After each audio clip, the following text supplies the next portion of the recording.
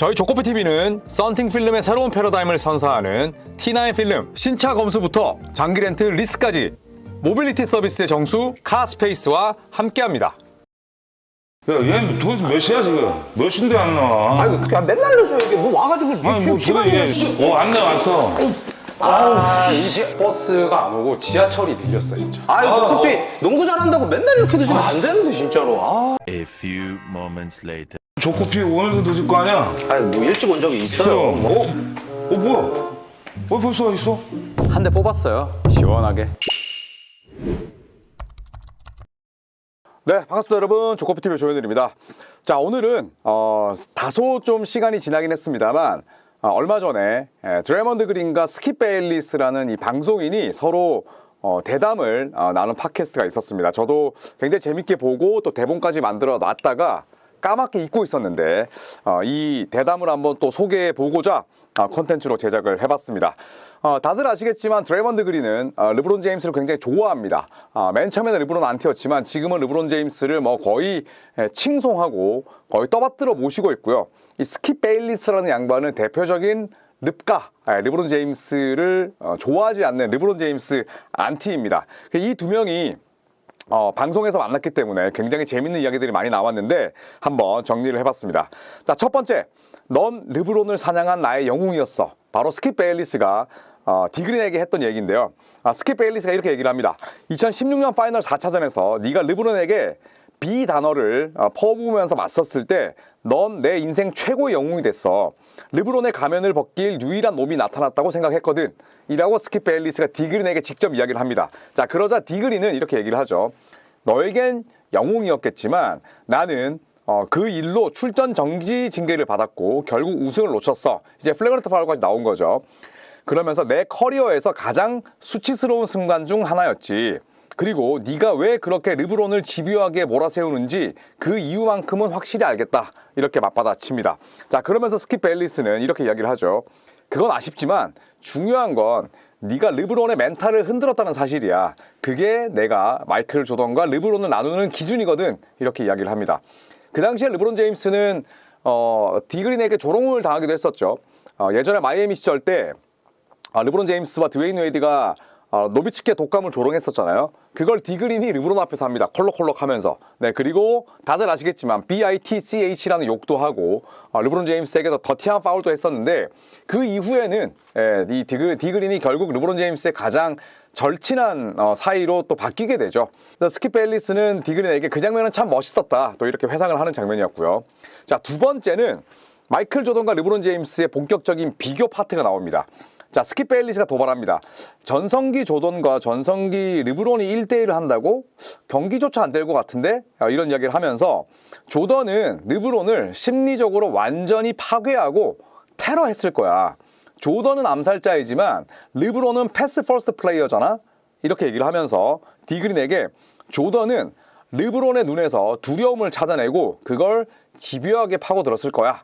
이렇게 이야기를 합니다. 스킵 베일리스도 나이가 있는 양반이니까 마이클 조던의 플레이를 다 본 그런 세대죠. 자, 그러자 디그린이 반박합니다. 스킵, 그거는 너무 옛날 방식의 해석이야. 르브론의 피지컬과 지능은 조던이 상대해본 그 어떤 선수와도 달라. 조던이 르브론을 테러한다고? 르브론은 조던이 본 적 없는 압도적인 사이즈로 조던의 수비를 비웃으면서 읽어버릴 거야. 이렇게 이야기를 합니다. 뭐 충분히 스킵 베일리스도 할 수 있는 말이고 디그린의 반박도 어거지는 아니죠. 당연히 신체적인 조건은 르브론 제임스가 마이클 조던보다 훨씬 나으니까. 그래서 조던과 르브론의 1대1 대결에 대해서는 서로 상반된 그런 이야기를 남겼습니다. 자, 그러면서 고트 논쟁까지 나왔어요. 자, 스킵 베일리스가 이렇게 얘기를 합니다. 조던은 상대 숨통을 끊어놓는 킬러 본능이 있어. 하지만 르브론은 결정적인 순간 남에게 공을 미루지. 이건 또 이만 션퍼트가 했던 얘기이기도 하죠. 그러면서 신은 르브론에게 모든 농구 재능을 선사했지만 클러치 유전자만큼은 주지 않았어.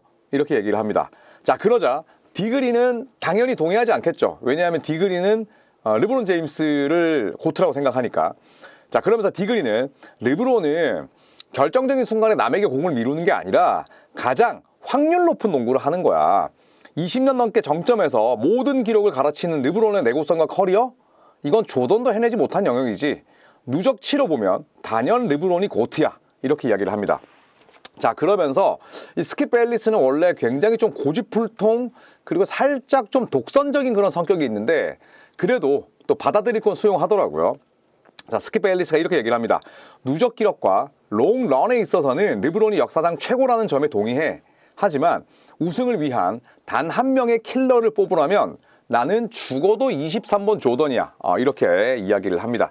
사실 뭐 고트는 객관적인 지표보다는 주관적인 뭐 어떻게 본다면 또 감성이 많이 들어갈 수도 있잖아요. 네, 그렇기 때문에 사실 이런 고트 논쟁은 굉장한 피로도를 줍니다만 뭐 디그린과 스킵 벨리스는 서로가 충분한 논거를 갖고 또 이야기를 했기 때문에 저도 개인적으로 재밌게 들었습니다. 자, 네 번째, 여기서 뭐 스킵 벨리스의 성격이 가장 나오는 부분이 아닐까 싶었는데 사과 따위는 없어. 제가 이렇게 소제목을 단 이유는 디그린이 이제 이렇게 얘기를 합니다. 스킵 벨리스 옛날에 너 트위터에 NBA 역사상 가장 더러운 선수가 디그린이다 라고 이야기를 했었잖아. 내가 그 트윗 잘 봤었는데 자, 스킵 벨리스 내가 너에게 기회를 줄게. 디그린이 가장 더러운 선수였다고 말한 것에 대해서 혹시 사과할 마음 있어? 아니면 더블 다운 유지할 거야? 아니면 모디파이 수정할래? 내가 세 가지 선택지를 줄게. 이렇게 디그린이 이야기를 합니다. 자, 그러자 스킵이 바로 디그린 면전에서 독설을 날리죠. 더블 다운? 아니, 나는 유지할 건데, 나는 그 말 안 바꿀 건데, 그런 얘기를 하면서 나는 그 발언에 대해서 사과 안 해. 이런 얘기를 하면서 너는 이기기 위해서 상대 급소를 공격하는 아주 더러운 선수야. 디그린 네가 천재적인 지능을 가졌음에도 스스로를 제어하지 못한다는 증거지. 이렇게 그냥 면전에다가 또 독설을 박아버립니다. 자, 그러자 디그린은 흥분하지 않고 나름대로 유쾌하게 받아쳤어요. 스킵의 독설에 대해서 야, 솔직하고 가식적이지 않아서 좋다. 이렇게 이야기를 하면서 어이없어 하면서도 폭소했습니다. 그러니까 둘의 성격이 가장 잘 드러난 대화 파트였어요. 아주 재밌는 그런 부분이었고 자, 다섯 번째는 스테픈 커리 논쟁이 있었습니다. 영향력이냐 아니면 클러치냐를 두고 또 둘이서 설전을 나눴는데 스킵 벨리스는 이렇게 얘기를 합니다. 커리가 농구를 바꾼 건 인정하지만 파이널 같은 큰 무대에서는 글쎄 결정적인 순간 즉 클러치 능력은 커리 여전히 나는 의문이야. 이런 얘기를 하면서 조던이나 코비 같은 해결사 느낌은 현저히 부족하지. 또 이렇게 이야기를 합니다. 뭐 아예 틀린 말은 아니죠. 왜냐하면 조던과 코비에 비하면 커리에게 킬러 인스팅트는 그렇게 또 강하진 않으니까요. 자, 그러자 디그린이 또 사회생활합니다. 옆에서 지켜본 스테픈 커리는 가장 위협적인 리더야. 존재 자체만으로 상대 수비를 무너뜨리는 선수지.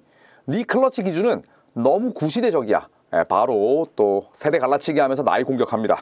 네, 뭐 스테픈 커리 논쟁에 대해서도 저는 양측이 충분히 또 해볼 만한 해봄직한 그런 생각들을 꺼냈다고 봐요. 네, 스테픈 커리의 직접적인 클러치, 특히나 이 버저비터 역전승은 한 번밖에 없거든요. 그러니까 역전 버저비터는 커리가 한 번밖에 없지만 커리에게서 파생되는 여러 가지 효과들이 있고 흔히 말하는 뭐 그래비티, 또 뭐 파생 효과, 또 커리가 있음으로써 다른 선수들에게 가는 그런 기회들이 있다 보니까 저는 디그린의 의견에도 동의를 하는 바입니다. 자, 마지막으로 제가 이거는 뭐 한번 따로 다루기도 했었는데 본인의 꿈이 미래 NBA 총재다라고 얘기를 하니까 스킵 베일리스가 또 재밌는 반응을 보였습니다. 깜짝 선언을 했습니다. 디그린은 은퇴 후 목표가 NBA 커미셔너, NBA 총재가 되는 것이라고 선언을 했는데 본인의 여러 과오에도 불구하고 리그 시스템을 혁신하고 그리고 차세대 NBA 선수들의 권익을 보호하고 싶다는 포부를 드러냈습니다. 스킵 베일리스가 가만히 있겠어요? 또 바로 맞받아치죠. 네가 만약에 커미셔너가 되잖아? 그러면 리그가 진짜 시끄럽고 재밌어지겠다 라면서 걱정 아닌 걱정과 기대 아닌 기대를 또 내비치면서 이 팟캐스트가 마무리됩니다.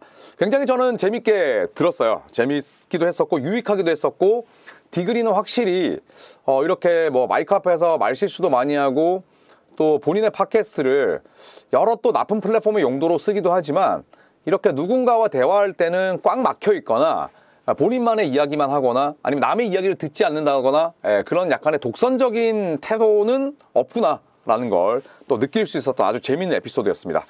자, 저도 뭐 이렇게 다양한 시선 속의 농구를 바라볼 때가 가장 흥미롭고 여전히 재밌거든요. 그래서 여러분께서도 뭐 여기서 커리가 났네, 뭐 르브론이 났네, 조던이 났네 이런 것들보다는 디그린의 또 여러 가지 생각들, 스킵 베일리스의 또 시선들에 대해서 어떻게 생각하시는지 또 댓글로 남겨주시면 저도 유익하고 재밌게 읽도록 하겠습니다. 이상 디그린과 스킵 베일리스의 팟캐스트를 한번 번역해봤습니다. 고맙습니다.